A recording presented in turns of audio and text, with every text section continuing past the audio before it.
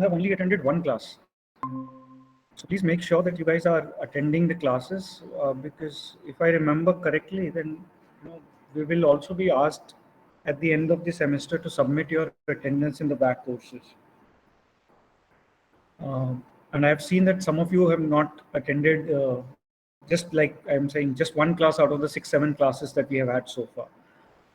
So please make sure that you keep attending. Also, don't leave this Google Meet in between.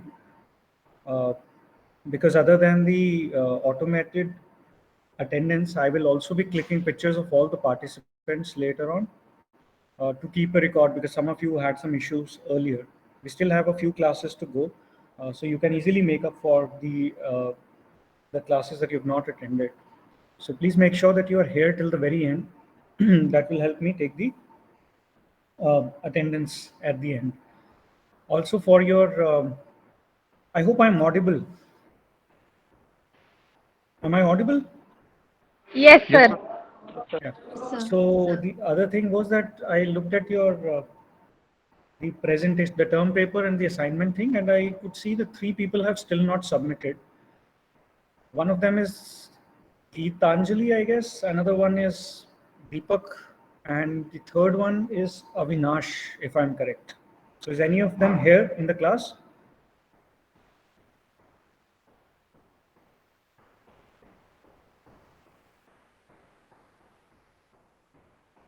Right. So those people are also not attending the classes. Anyways, if you know any of them, please tell them to submit.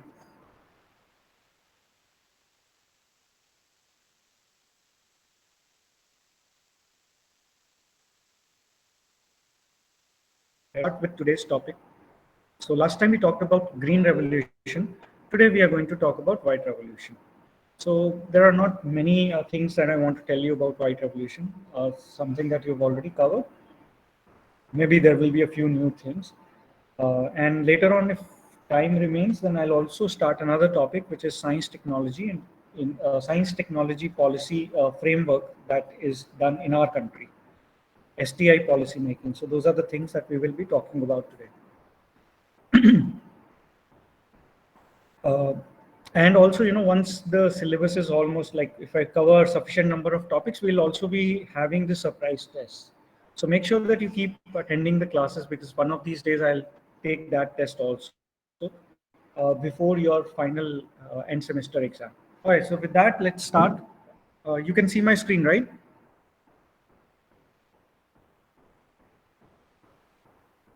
Yes. Yeah, my screen is visible. Yes, sir. Okay. So the government of India initiated Operation Flood, known as the White Revolution, after witnessing the huge success of the Green Revolution that resulted in an immense increase in the production of wheat and rice. So last week we talked about Green Revolution, how it started in Mexico, and how it later spread to the different continents, and it found success in majority of the countries. In few countries, it didn't find success because of whatever reason, but in India, it was a big success. And this Green Revolution started from the Mexican.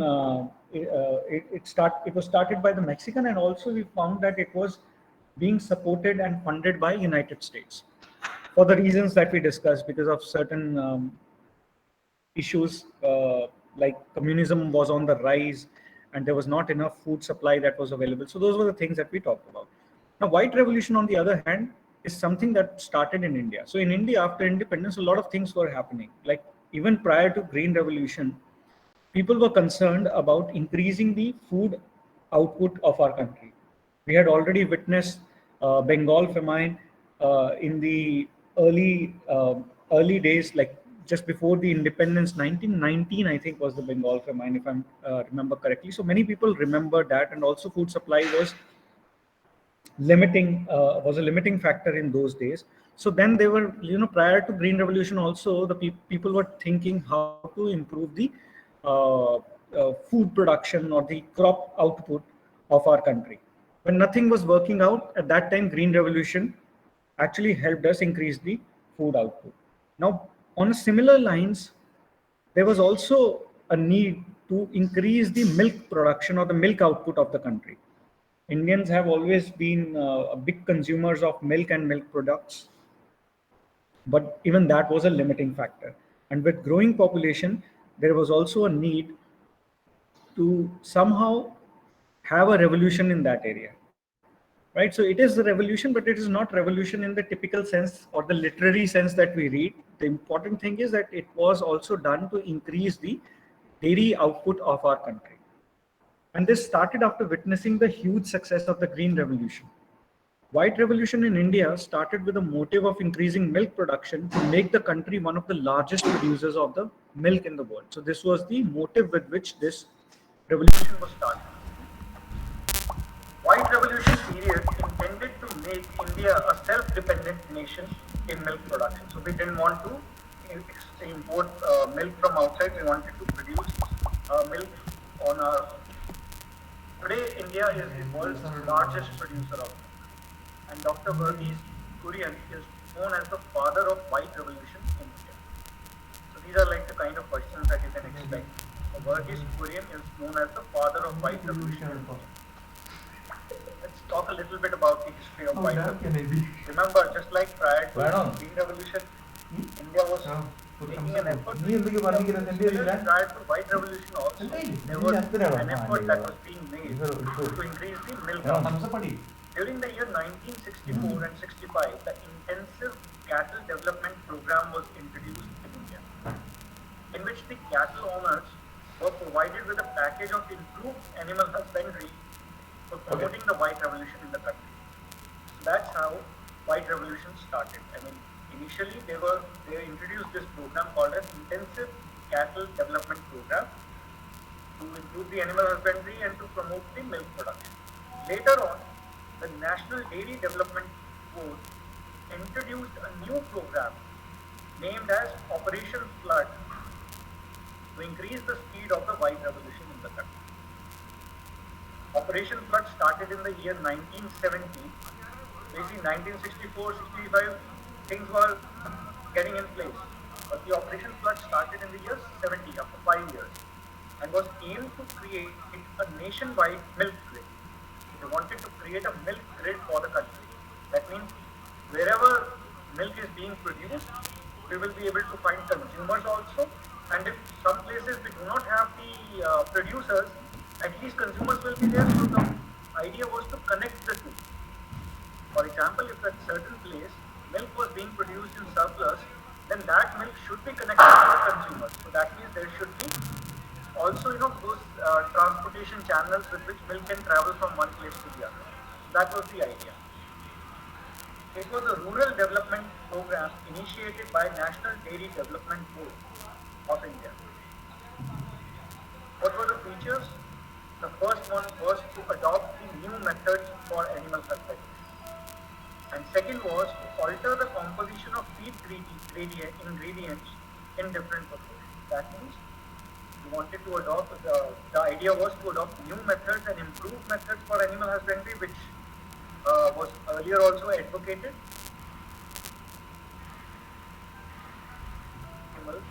So that they can produce more milk. So the objectives were pretty simple, to increase the dairy output. But if you divide it into different parts, the first one was to create a flood of milk by increased production. It was the obvious objective. The second one was to increase the incomes of the rural population. So remember, if the farmers, if the milk farmers, they are producing more milk, then that obviously means that they will be selling more milk. So if they will be selling more milk, that will be increasing their income. And not just that, the idea was also to provide milk to consumers at fair prices. Because you see, if something is in short supply, people can charge anything. But now you see the milk prices are also sort of regulated in the sense that you kind of get milk at an MRP. And beyond that, you won't buy, right? There are obviously different grades that are available, but even if you buy, let's say, Amul milk, dairy milk, mother dairy milk or Derka, you will get it at the same price. So this fair price was also one of the objectives of the White Revolution. Village milk producers cooperatives laid the foundation of the operation front. With the optimum use of modern technology and management, they procured milk and provided the services. So what are the cooperatives that I'm talking about? So those of you who know about Amul, so you know that this was also started as a cooperative. That means it was not a business house funded idea, but the farmers, they all got together and they created this product. So it was like a cooperative thing. All of the dairy milk farmers coming together and giving rise to such an organization. And that organization not only helped in procuring milk from the producers, but also was able to take this milk to the consumers. When Operation Flood was implemented, Dr. Verghese Kurian was the chairman of the National Dairy Development Board. With his sheer management skills, he pushed forward the cooperatives to empower the revolution. Amul, which is short for Anand Milk Union Limited, a Gujarat-based corporation, was the engine that drove the success of Operation Flood. Amul is still going strong even after 50 years or more than 50 years of Operation Flood. So these are like, you can say that these are redundant slides, but if I give you a subjective question, you should be able to answer that what was the significance of Whiteout? The first thing was that it helped in reducing the malpractice by traders and merchants. Malpractice in the sense, charging higher money or selling milk of superior quality, right? Or selling something as milk which is actually not milk, or doing some sort of contamination in the actual milk which they are doing. It also helped, so all that was reduced. It also helped in eradicating poverty and made India the largest producer of milk and milk products. So this was the significance. Obviously, if the farmers are producing more milk, then obviously they will be earning more income out of it. It empowered the dairy farmers with control of the resource created by them. It helped them in directing their own economic development. So their own development was happening because of this. The next significant point was to connect the milk producers with the consumers of more than 700 cities and towns throughout the country. A national milk grid was formed. We all know that mostly dairy farming will happen in the villages. So what about the cities, where an even bigger population was living? So it was made possible that the consumers meet the producers through a national milk grid. So today, in whichever part of the country you are in, whether people are doing dairy farming there or not, you are able to get them thanks to white revolution that took place in our country. The revolution also reduced regional and seasonal price variations, ensuring customer satisfaction, and at the same time, it ensured that the producers get a major share of the price that customers get. So having these cooperatives come up like Amul ensured that there was no middleman who was eating up all the commissions. So all the profits were going directly to the farmers, so that was a good thing. The second thing is, as consumer also, we all know that we get milk at the same price regardless of whether it is summer, whether it is winter. Why? Because of the creation of this national milk grid. And we are getting it at a fair price. It improved the living standards of the rural people and led to the progress of the rural economy. So all these, so not only milk, India became the biggest milk producer, everyone was getting milk, but it also improving the lifestyle of the rural people who were majorly milk producers or dairy farmers. Now, white revolution could be divided into three different phases. It was not like, okay, today I say let's start white revolution and it started from tomorrow. It all happened in a sequential phase-wise manner. So white revolution could be divided into different phases. The first phase was wherein we needed money. We needed money to start working on the ideas that were proposed, like having better feed for the animals or for improving the animal husbandry conditions. So all that required money.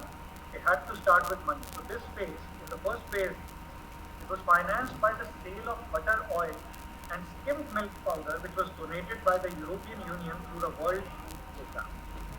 So this is how we financed the first phase of white revolution. For the successful implementation of the program, certain aims were defined in the initial stages of phase 1. And one such aim was improvement in the marketing strategy of milk in the metropolitan cities to accomplish the goal. So they wanted to make people aware about the importance and the benefits of milk. I'm not sure how many of you have seen the ads, but there was also a time when there were these ads run by with the help of government support about milk, about milk and drinking milk. I think touch സെൻസിറ്റീവോ YouTube ഒലക്കയുടെ മൂട് അത്രയൊന്നും കിട്ടൂല you will be able to find earlier ads also. അവനെന്താ നിനക്ക് ഇങ്ങനെ എനിക്കെന്താ Let everyone know about the importance of milk. So it was being marketed also. This product was also being marketed. Why? Because if there were not enough people to buy this product, അതൊന്നും മേടിക്കണ്ട then അതൊക്കെ ഒരു ദിവസം what is the touch point of sensitive ആവും it? അല്ലെങ്കിൽ കഴിഞ്ഞാൽ പിന്നെ എല്ലാം അടിച്ചു പോകും നോക്കിക്കോ And remember, there was a time in India when Indian population was also ഇതൊക്കെ എനിക്ക് പൈസ കൊടുത്ത് മേടിക്കണം 100-200 ടച്ച് സെൻസിറ്റീവ് ഇതൊക്കെ ചുമ്മാ കളിപ്പിക്കാനാണ് പൊന്നു പോകാൻ ഒരു ദിവസത്തിനുള്ളിൽ എല്ലാം അടിച്ചു പോകും the milk was priced high, the milk was not available. People will not buy it. എനിക്ക് പറയാനുള്ള ഞാൻ പറഞ്ഞു The advertisement and the output of the government also had. The second phase of the white revolution was from 1981 to 1985. The number of milk sheds reached from 136. The milk outlets were expanded to about നീ പറയാണോ 90,000. A self-sustaining system was set up that included 4,250,000 milk producers spread across 43,000 village cooperatives. I would not expect you to remember these numbers. The reason I am incorporating all these numbers here is to invest for you that how big this scheme was and how many people and how many villages were included. And that is the reason it went on to become the white revolution. The production of domestic milk powder increased from 22,000 tons in 1980 to 140,000 tons by 1980. That is close to 7 times. In 9 years, we were able to increase the milk production by 7 times. And the sale of the milk also increased by several million liters a day due to direct marketing of milk by the cooperatives.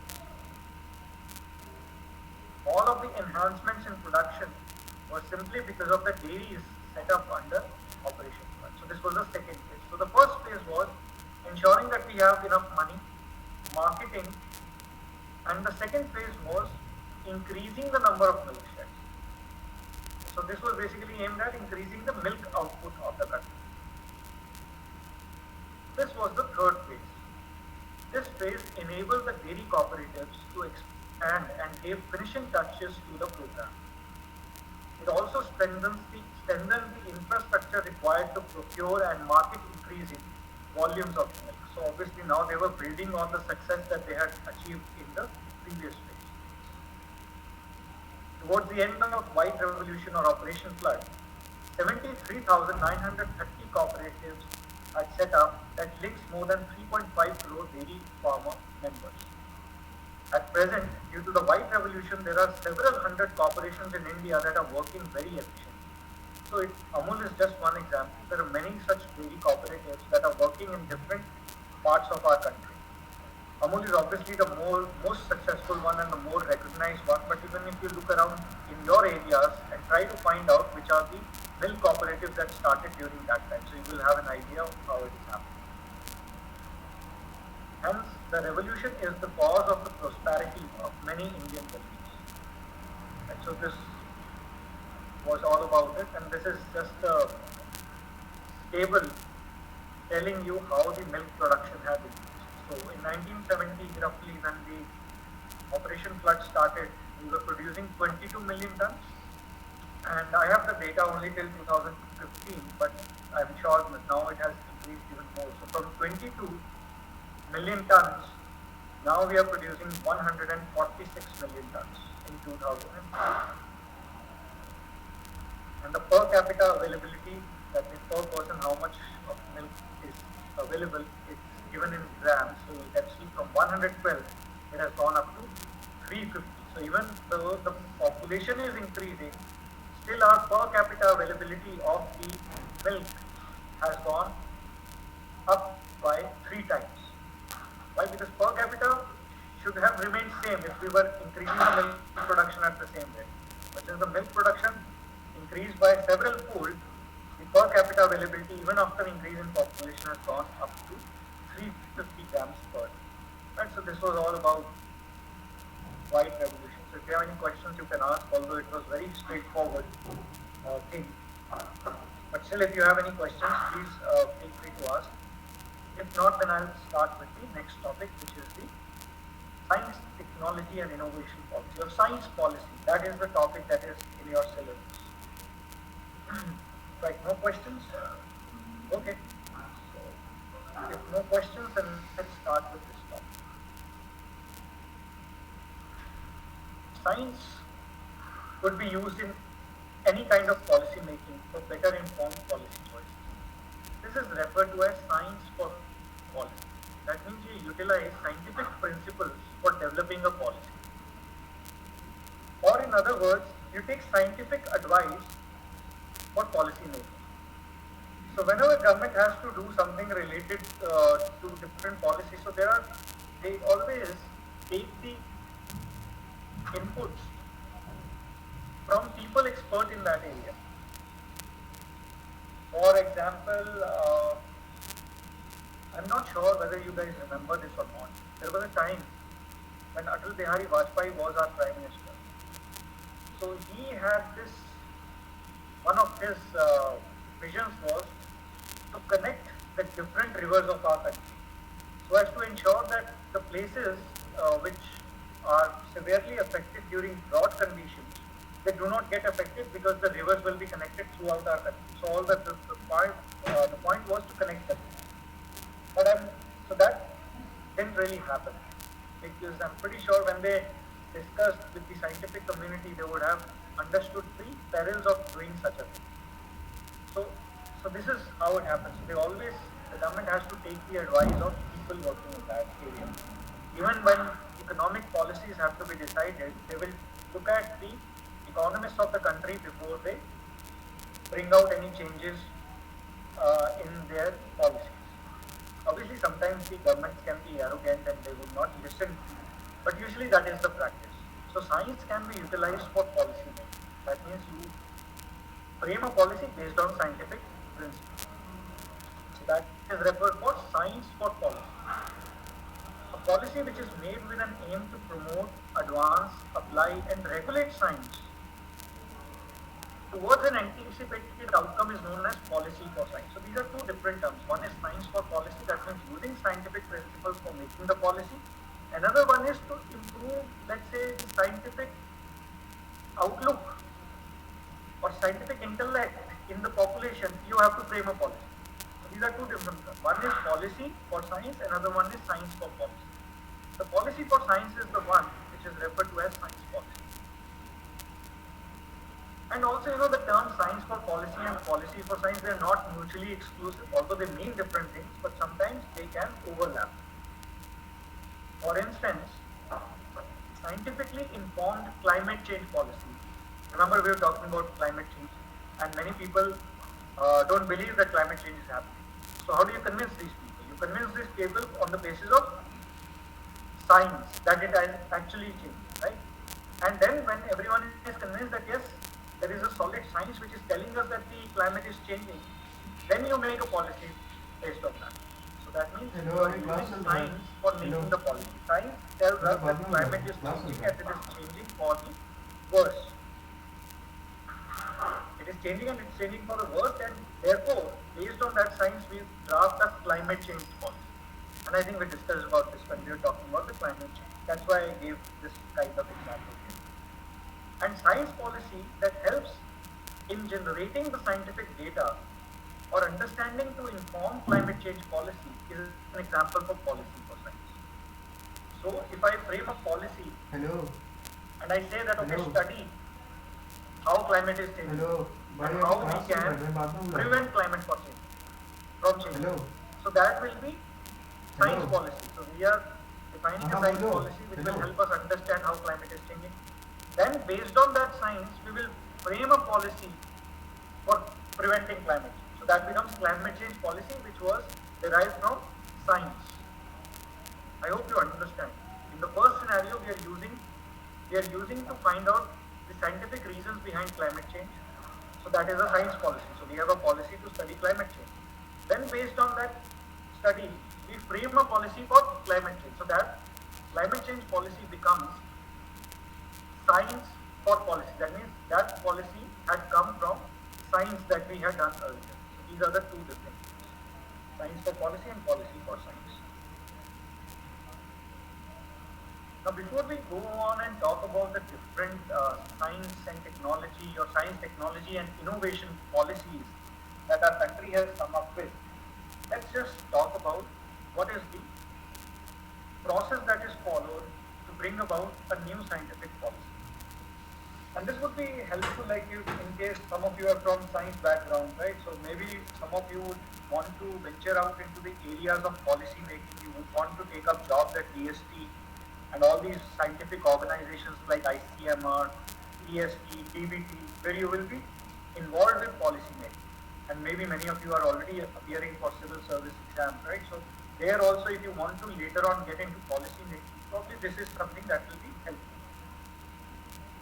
So in our country, Department of Science and Technology is responsible for that. So they also have a policy research cell, and these cells are not only present only in New Delhi, they are also present in different institutes in our country. For example, I know for a fact that in Punjab University also they have a policy research center, DST, policy research center there also. So they will have these cells everywhere. So these policy research cells of the DST, although they have centers across the country, they will identify the chair of the committee. That means who is going to be the chair of the committee. That means who will be sort of chairman and who will be responsible for all the things that will happen in the policy making. This chair identifies committee members in consultation with officials and experts. So when the NEP, I'm sure you might have followed the new education policy and how it was designed. So many of the similar things were followed there also, right? But since we have to talk about scientific policy only or science policy only, I'm not going in that direction. But the process remains very much similar to this. That it's not just one person, one department, which is going to decide the policy for the entire country. If one person wants to decide, he can push his agenda through these committees, but he cannot decide on his own. Like, let's say that today, let's say I am in power. I cannot decide that tomorrow the scientific policy of our country will be this. No. I have to follow and go through this particular process. And this is true for all the kind of policy making that is happening. But since we are only talking about science policy making, that's why we are talking about DST here. But I think the basic background will remain same, even when you are making economic policies. But there probably DST will not play a role, but maybe RBI will come into the picture, the NITI Aayog will come into the picture, and they will play a role there. So DST first identifies the chair of the committee. The chair is going to identify the committee members in consultation with officials and experts to form a committee. The chair also cannot decide on his own, so he has to include several members, and these several members will come from different walks of life. They will be having multi-stakeholder committee. So that means they will have a stakeholder in scientific policy, but they will come from different. For example, academics. Academics are the place where science courses will be taught. For example, in our university, botany is being taught, biochemistry, right? So whatever scientific policy our country creates, the academics are going to have a big stake in that, because they are ultimately going to implement that scientific policy making. Whatever the policy, scientific policy is, that has to be implemented at the university and the research institute level. So the committee members will come from academics. The committee members will also come from the industry, because ultimately what is our aim? Our aim is to get the science to the companies and industries, pharma industries and all that. So industry will also come into the picture. Then there will be think tanks who may not belong to industry or academia, maybe retired professors or people who have experience in implementing these kind of policies, so they will also be included. And the government obviously, the sitting government, who are representatives of the citizens as a whole, so they also will be part of the committee. The first step is forming the committee, the second step is consultation.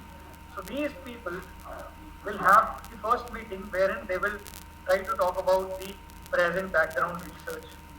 For example, we already have a scientific policy, right? So they will talk about the current science policy that is there.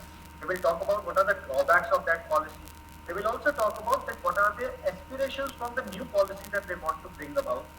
They will talk about what are the gaps in the existing policy and why there is a need for a new policy to come up. And other such kind of recommendations will be made in the first meeting that they will have. And these are arbitrary. I mean, don't assume that in one meeting they will have everything done. There will be subsequent consultations that will keep happening. Like people, committee members will go and talk to other people, they will discuss, and they will again come into the meeting, they will again talk about these things. And later on, they will kind of prepare a final draft, which is kind of a rough draft that they will prepare. But final, because they are now going to send it to various ministries. Now, you will say, why various ministries? Because you see, there are different ministries that are also going to be impacted by change in scientific policy. For instance, the new scientific policy says that we will stop using petrol or diesel running cars in our country. That is our scientific policy because we want to prevent climate change. Now you know that this is going to affect a lot of industries. It is going to affect the petroleum company. It is going to affect the automobile industry. It is also going to affect people, right? And since it's a science policy which we are kind of implementing, it is going to affect the industry also because industry is also dependent on fuels, right? Many industries are there, or automotive industry you can think of.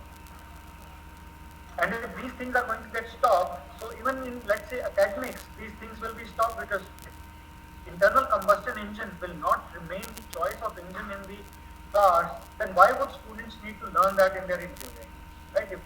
Those kind of things these engineers are studying. So everything is going to get affected. So the final draft will also go to various ministries, which will include climate, railways, or transport ministry, education ministry, for their opinions on the new policy, and obviously for public opinion. Like I keep going back to NEP because NEP was a recent thing that has happened. So there also, not only the ministry but also public opinion was obtained. I'm not sure whether you heard about it, but there was a portal that was built up and wherein you could read up on the draft of the NEP and you could give out your suggestions. And there are obviously thousands and thousands of such suggestions which were given through these portals, not just online portals, but about the village people, right? Who do not have access to the internet even now. So there they have actually gone, people from the ministry and all the others, they have actually gone and taken the feedback of these villagers also on the new education policy through the sarpanch and through the panchayats. So there are different avenues that it can be done. Similarly for scientific policy also, not only it goes for various ministries for their approval and for their objections and for their inputs and suggestions, it also goes up to public for their opinion. And the final thing is approval and release. That means it goes for the final review. So after they have received all these suggestions, it will again be put up in the same committee that was responsible for bringing out this policy. They will review it. They will maybe incorporate certain suggestions. They will remove certain points, add certain things, and finally they will submit the final draft to cabinet. And later on, cabinet will evaluate it and approve it, and it will be ready to be released by the close so ആയിപ്പോയി. this is ഞാൻ വിചാരിക്കുകയും a ചെയ്തു. brief overview of the process that is followed for making or coming up with a new scientific policy. I think by now you already know who makes our national STI policy. The STI stands for Science, Technology and Innovation Policy. As per the mandate drawn from Government of India's Allocation of Business Rules 1961, The Department of Science and Technology, which is a part of the Ministry of Science and Technology, is the nodal agency which formulates policies related to science and technology.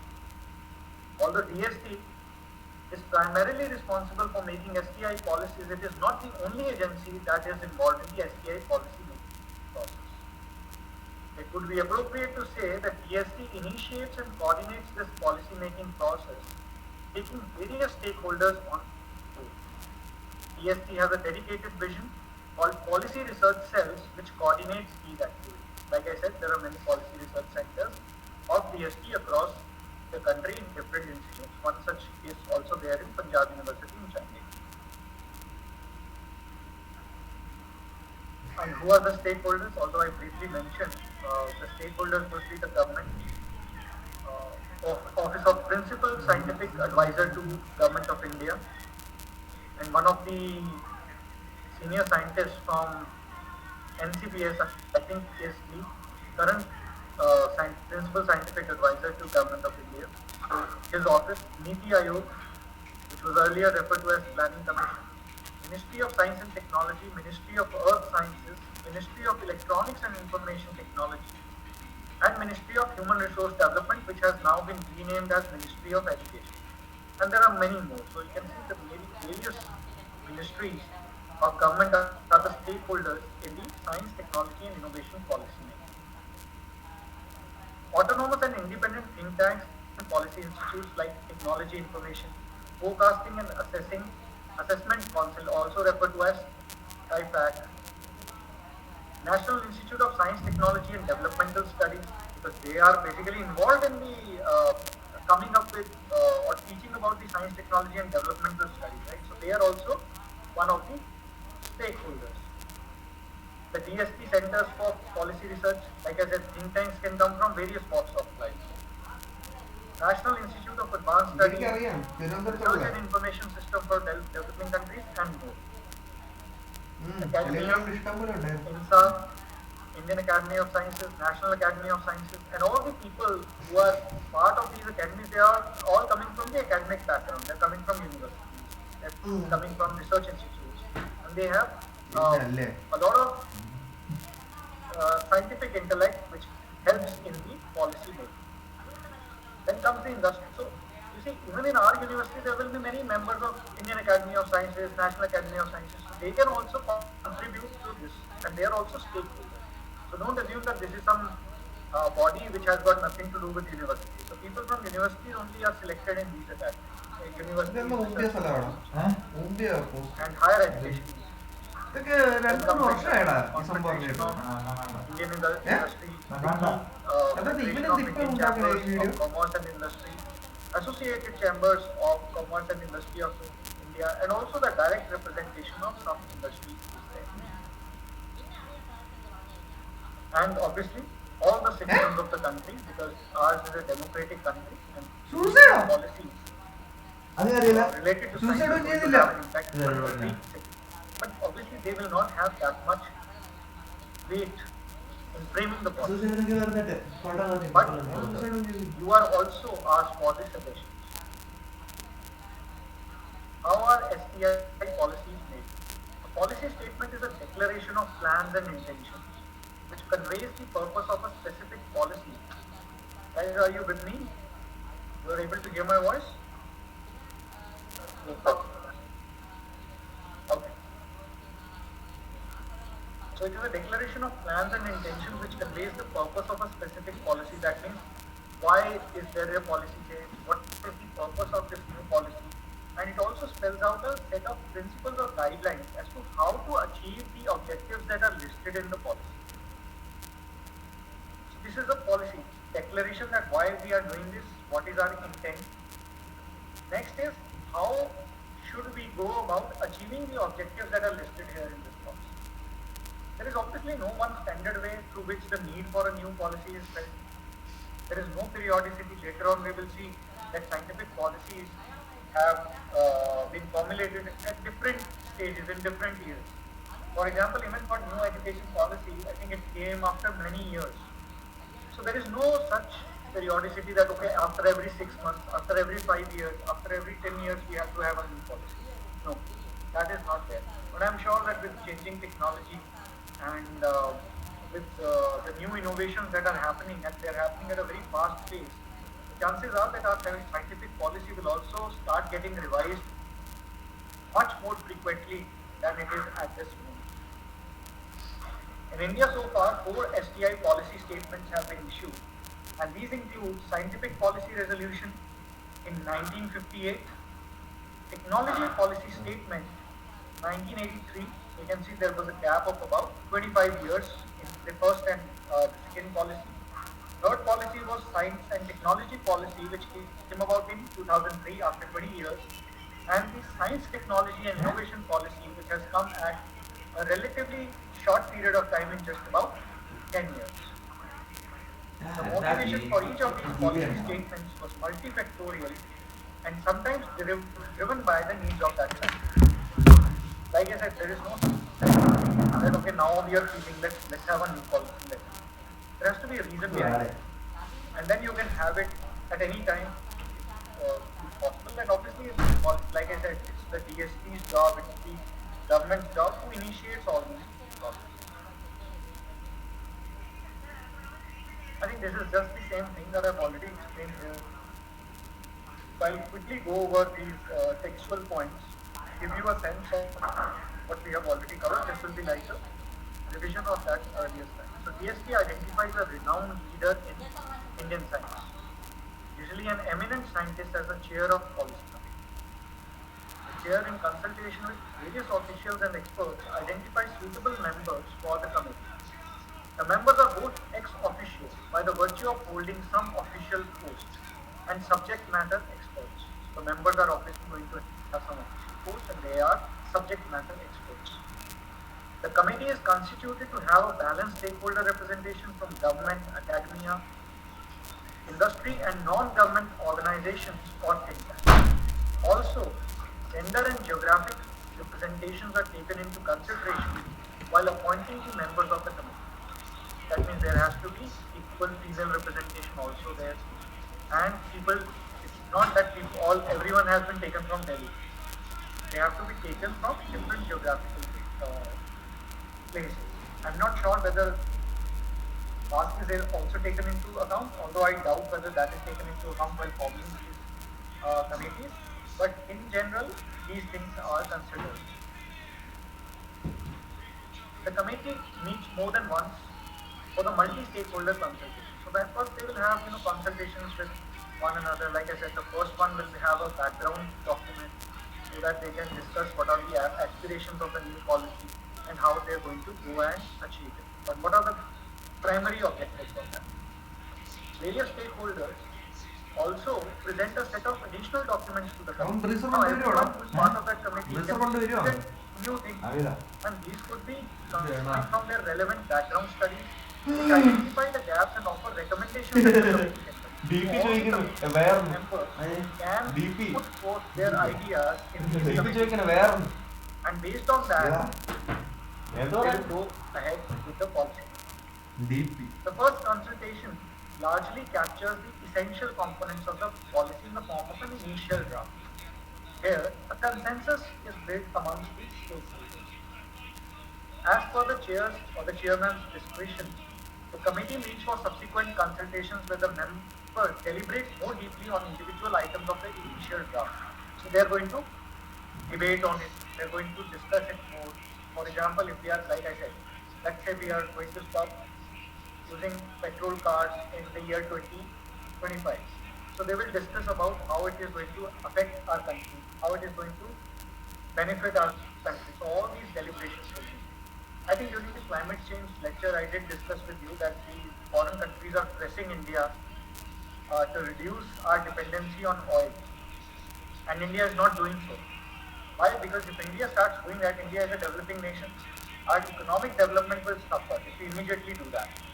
We are going forward towards the solar energy, clean energy, hydrogen energy, wind power and everything, but we don't want to do it immediately. So these are kind of deliberations that one has to do. So in scientific policy, if they are going to introduce some new thing, they have to deliberate on it. They will engage more with fellow members of the committee to understand various perspectives, feasibility, and challenges. This peer questioning and direct engagement adds necessary rigor to the policy making process. That's how they are able to refine the initial objectives that they have set out in the initial draft in their policy making process. After sufficient rounds of consultation, the committee agrees on a final draft version of the policy document. This final draft is then sent out to various ministries and departments for wider consultation. The final draft is also published online to provide sufficient time for the public to view and provide any feedback. So since I keep going back and giving you the example of NEP because that is something that has recently happened, and I'm not sure whether some of you would have also known that all the documentation of NEP. സമർക്കാന്ന് ചോദിക്കണം അവിടെ നിന്ന്. ഇവർ first floor ഇരുന്നിട്ട് ഇവർ കറങ്ങൂടെ carroms എവിടെയാണ് Basis of the draft that they have published online. So in fact, you could have also gone there and given your first floor ഇരുന്നിട്ട് carroms എവിടെയാണ് The same happens with the scientific policy making also. The committee meets again to discuss and incorporate the feedback and suggestions that are obtained from the public consultation process and also from the various ministries, whatever feedback that they have got. Once approved by the chair, the committee submits the document to the cabinet for approval. The cabinet evaluates this document and seeks clarity if there are any observations. So the cabinet, which comprises of head of ministers, they can again call upon this committee to explain certain points if they are not clear about it. Later on, the cabinet will approve the policy document after performing its due diligence, and the policy is released by the country's top leadership. That's how it happens. This is also one of these slides I think I picked from EST's website or somewhere like that, and this talks about the making of STIP 2030. So we will talk about the individual policies also, but I think let this be a last slide because we have only like 3-4 minutes left in today's class. So this is on the process that was followed in introducing the STIP, Science, Technology, Innovation and something like Science, Technology and Innovation. So this was introduced in 2013, and at that time we all know Dr. Manmohan Singh was our Prime Minister. So on January 3, 2012, Dr. Manmohan Singh declared the intent for a new science, technology, innovation policy for India. And he did that during his inauguration address at the 99th Indian Science Congress at Bhubaneswar. So this started the first point where he discussed the need and the intent for bringing out a new science policy. EST prepared the background notes, listed the policy aspirations, and formed a committee. 7 stakeholder consultations meetings were held in different parts